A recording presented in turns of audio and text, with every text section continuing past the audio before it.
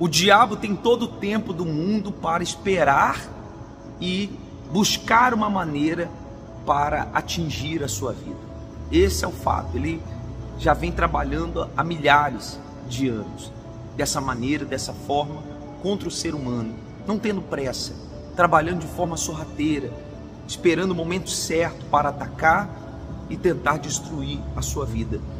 Aos poucos, às vezes de forma mais grotesca, são várias estratégias que o mal trabalha, mas uma delas é ser paciente para tentar destruir a sua vida, encontrar uma maneira para te atingir.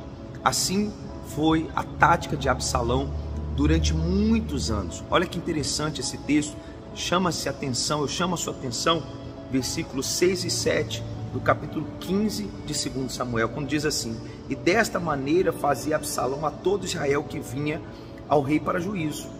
Assim furtava Absalão o coração dos homens de Israel. Quer dizer, já mexia com o emocional, com o coração, com o sentimento, que tem nada a ver com a fé, né? E aí diz: aconteceu, pois, ao cabo de 40 anos, que Absalão disse ao rei: deixa-me ir pagar em Hebrom o meu voto que fiz ao Senhor. E ali começou a rebelião dele, mas ao cabo de 40 anos, quer dizer, ele foi por muito tempo, né, por um grande período de tempo, se preparando para aquele golpe que ele daria contra o próprio pai. É isso que eu quero que você entenda. Ele já não era um menino, Absalão não era um garotinho. Quando ele arma essa armadilha, ele trabalha, ele trama algo contra o próprio pai, ele já era um homem. Mas foi por muito tempo, trabalhando aos poucos, que ele foi conquistando a confiança das pessoas, como diz ali, né? Conquistando o coração das pessoas. Como eu falei, o mal, ele tem tempo, então ele vai destruindo. Eu costumo dar um exemplo, né? Existem certos vícios que você não vê a consequência na hora, né?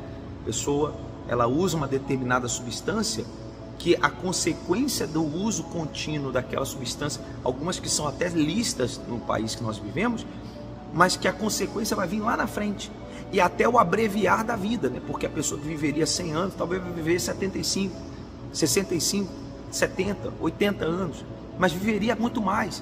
Quer dizer, ela só abrevia a vida, mas não há um resultado de imediato. Ela não usa determinada substância e logo surge um problema mais grave de saúde. Não, aquilo dali é uma destruição contínua, né? Que lá na frente ela vê o resultado dela ter usado uma certa substância ilícita durante muito tempo da sua vida, ou até considerada lícita no país que nós vivemos, como eu falei, e ela vai se deteriorando aos poucos. Assim é o mal trabalhando, sabe, para deteriorar a sua fé. Você vê que tem pessoas hoje em dia que já não creem em Deus, não creem em nada, não creem na Bíblia, não creem em nada, não creem em ninguém. É tanto descreto, é tanto descaso, é tanta pessoa falando do nome de Jesus de qualquer jeito, de qualquer maneira, sem reverência, sem amor. E por isso a gente vê tanta destruição e tanta dor. Que isso não aconteça com você, ou não esteja acontecendo com você. Se tiver, que você possa reverter essa situação. E Davi acaba tendo que fugir dessa rebelião para não enfrentar o próprio filho. E aí entra um exemplo muito forte, que é um dos homens, né, que seguiu a Davi, que foi Itai, quando diz assim, Itai, ó: disse, pois, o rei a Itai o Giteu, versículo 19 do capítulo 15: por que irias tu conosco? Volta-te e fica-te com o rei, pois és estrangeiro e também desterrado de teu lugar.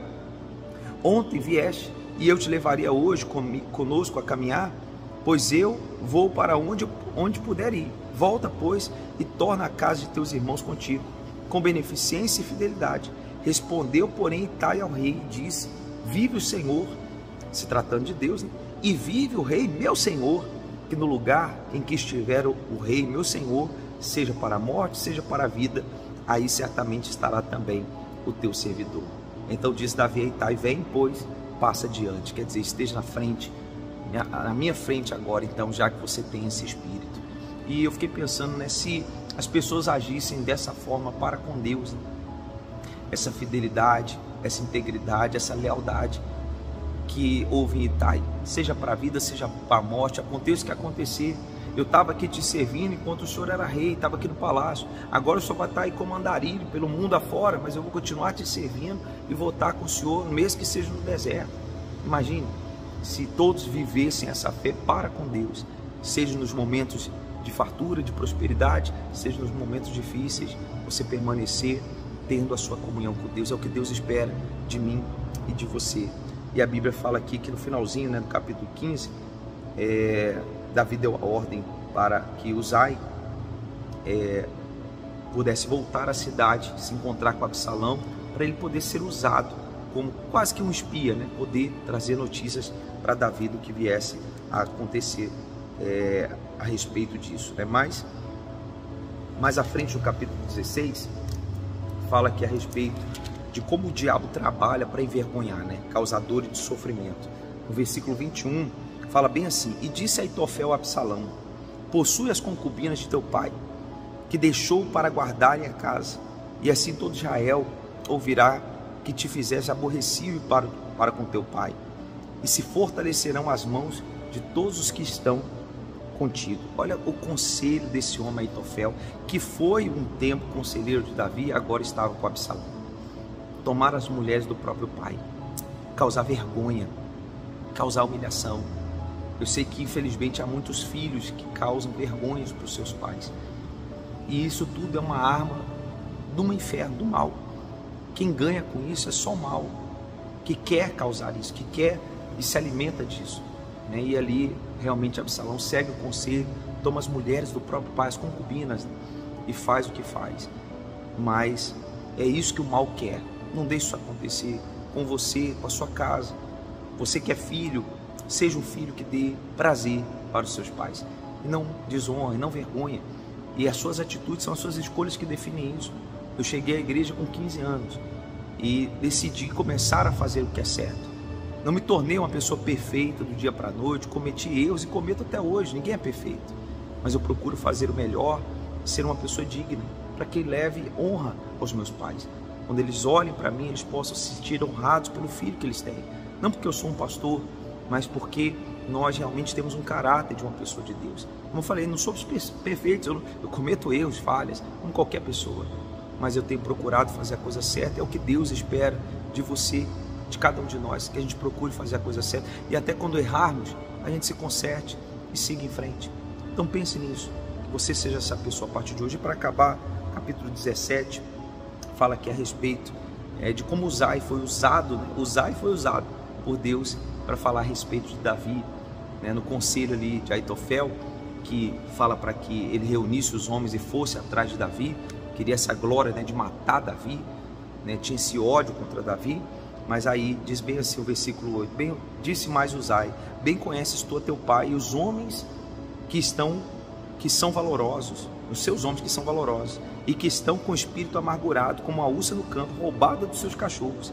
E também teu pai é homem de guerra, e não passará a noite com o povo. Quer dizer, você conhece seu pai, você sabe quem ele é, e como ele vai reagir diante desse ataque. Aí ele fala para que vá todos, né, lutarem contra Davi, depois avisa Davi. E só para terminar, olha só o que diz o versículo 23, lembra que a gente acabou de falar desse homem Aitofel? Vendo, pois, Aitofel que não se tinha seguido o seu conselho, né, tinham seguido o conselho de Uzai, albardou o jumento e levantou-se e foi para sua casa e para a sua cidade, deu ordem à sua casa, e se enforcou e morreu, e foi sepultado na sepultura de seu pai.